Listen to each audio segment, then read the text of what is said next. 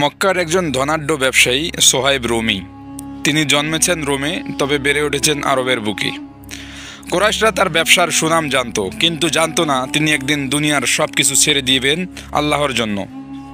এক রাতে তিনি ইসলামের দাওয়াত শুনে কেঁদে ফেললেন। হ্যাঁ, এটিই তো তিনি সারা জীবন খুঁজেছিলেন, সত্যের আলো। তিনি মুসলিম হলেন গোপনে। নবীজির হিজরতের খবর শুনে তিনিও মদিনার পথে রওনা দিলেন, কিন্তু কাফেররা তার পিছনে লেগে গেল। তিনি বললেন, তোমরা জানো আমি ভালো তীরান্দাজ, আমার সব তীর শেষ না হলে কেউই আমার কাছে আসতে পারবে না। কিন্তু যদি তোমরা আমার সম্পদ চাও, আমি তোমাদের সব সম্পদ দিয়ে দেব, শুধু রাস্তা ছেড়ে দাও। দুনিয়ার সব দিয়ে দিলেন, শুধু মদিনায় পৌঁছাতে হবে। সেখানে অপেক্ষা করছেন তার প্রিয় রাসূল সাল্লাল্লাহু আলাইহি ওয়াসাল্লাম। নবীজি সাল্লাল্লাহু আলাইহি ওয়াসাল্লাম তখন বললেন, হে সোহাইল, তুমি তো চমৎকার বাণিজ্য করেছো, জান্নাতের বিনিময়ে দুনিয়া ছেড়ে দিয়েছো। আল্লাহ এই ত্যাগের কথা স্বয়ং কোরআনে তুলে ধরেছেন।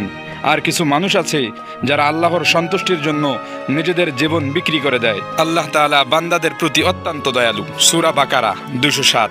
জান্নাতের পথে সবকিছু ত্যাগ করতে হয়। আমার দুনিয়ার দাম নেই যদি তাতে প্রিয় রবের সাক্ষাৎ না মেলে।